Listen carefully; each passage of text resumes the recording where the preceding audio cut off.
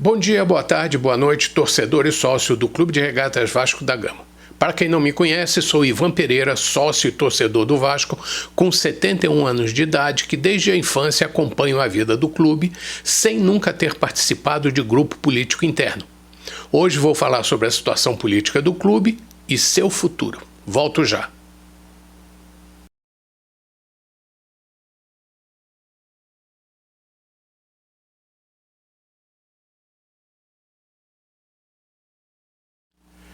Poucos youtubers do Vasco são confiáveis. A maioria defende uma ou outra corrente política do clube. Poucos se preocupam em checar as informações que divulgam.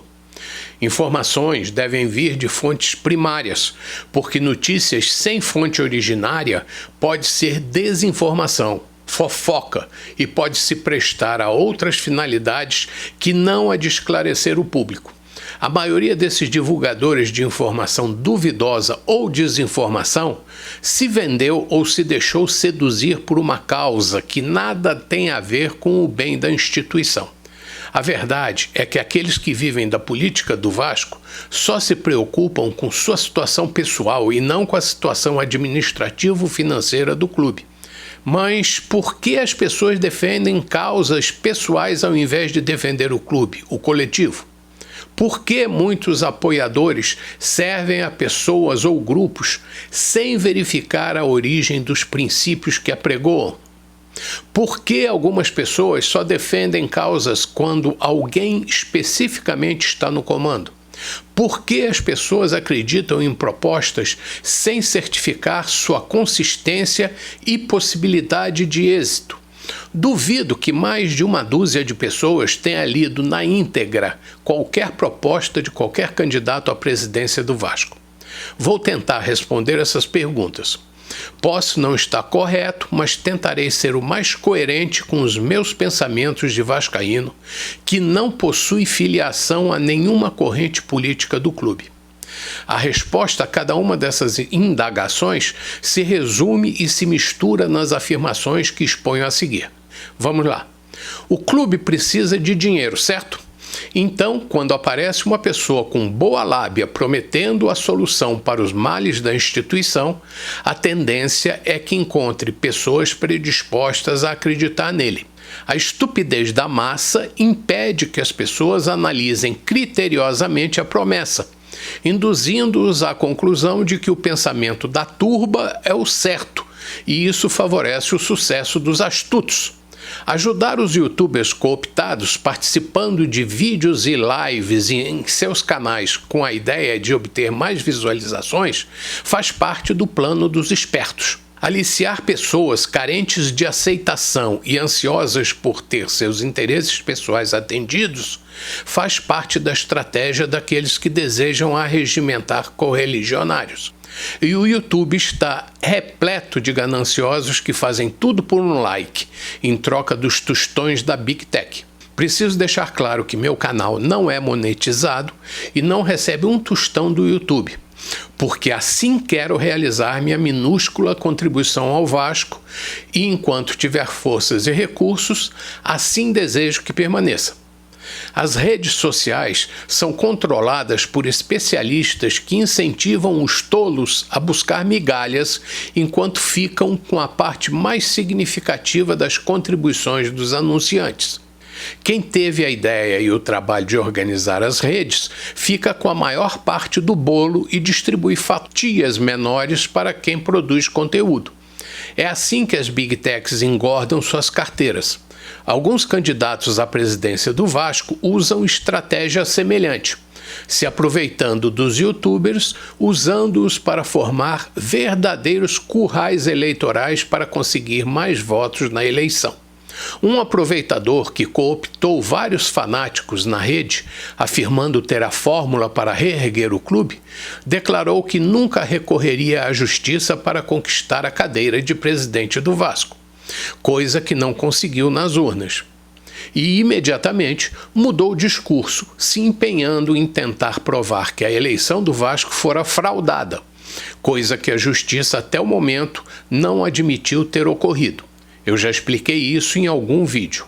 Como todas as ações jurídicas até o momento se mostraram ineficazes, restou-lhe o uso da técnica de agredir a administração do clube para demonstrar que ele seria o melhor presidente. Infelizmente, a péssima administração do departamento de futebol, que durante o ano todo de 2021 não conseguiu dar alegria ao torcedor, e a ineficácia do setor financeiro em obter receitas significativas para fazer frente às despesas, tem ajudado o plano do candidato inconformado.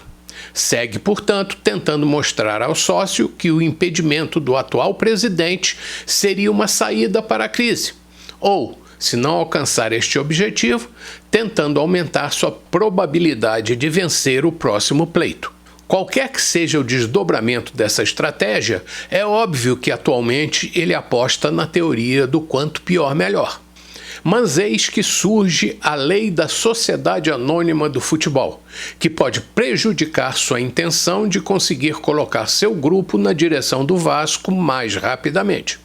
Por isso, destruir a Lei 14.193 de 2021 pode ser o novo objetivo do candidato. A tática seria usar o texto da lei com termos técnicos e jurídicos que dificultam aos menos instruídos um entendimento claro para mostrar sua versão contrária ao diploma legal, dando a entender que a lei seria desfavorável ao clube. Para tanto, usa a história da instituição repleta de tradição e conservadorismo, tentando dizer que as mudanças, as novidades presentes na lei contrariam tais princípios. Esquecem que conservadorismo e tradição não são contraditórios ao modernismo e ousadia. Apesar das tradições, o Vasco sempre foi inovador e ousado. É só conhecer um pouco da história do clube para perceber isso. O que o Vasco não pode é manchar seus símbolos e tradições com inovações e mudanças contrárias a seus princípios, ameaça que não vejo existir nesta lei. Macular a Cruz de Malta e se desviar para a esquerda, que tem como base o comunismo e seu regime único e totalitário, afastando-se de suas convicções cristãs e democráticas, isso sim é divergir dos princípios dos nossos fundadores. Talvez, por que não, a lei da Sociedade Anônima do Futebol seja uma saída para o Vasco. O uso do instrumento, este sim, deve ser corretamente utilizado e deve passar pelo crivo do sócio. Outra coisa que o candidato revoltado não aceitou foi a realização da eleição híbrida adotada no último pleito por conta de uma legislação especial provocada pela pandemia. Eleição para a direção do clube, de forma híbrida ou virtual e presencial, permitindo que todos os sócios, estejam eles onde estiverem, se manifestem, é a admissão de que o clube é maior do que simplesmente uma instituição local. Se isso é uma realidade que todos reconhecem e defendem, então por que se revoltar contra? Ajudar para que as arestas fossem aparadas e contribuir para a legitimidade do pleito, isso sim seria a obrigação de todas as chapas concorrentes. Aí sim está mais um exemplo de que modernidade e tradição caminham juntos. Exigir que todos os sócios se dirijam a um local no Rio de Janeiro para votar, reduzindo substancialmente a participação dos sócios votantes, não é reconhecer que o Vasco é universal. Exigir isso não é reconhecer o Vasco como um clube nacional. A segunda estrofe do nosso hino deveria então ser reescrita, porque nossa imensa torcida não seria bem feliz, porque haveria uma dificuldade para que todos os sócios de fora do Rio votassem. Imaginem quando o sócio torcedor puder votar então. Tua imensa torcida é bem feliz norte e sul deste Brasil, menos no dia da eleição, não é isso? E aí, vascaíno, você quer um Vasco de todos ou um Vasco de alguns? Respondam também vocês, youtubers. Brevemente, não agora, falarei sobre a atual lei da Sociedade Anônima do Futebol e por que os políticos de esquerda não querem que o Vasco atraia investidores diferentes dos tradicionais.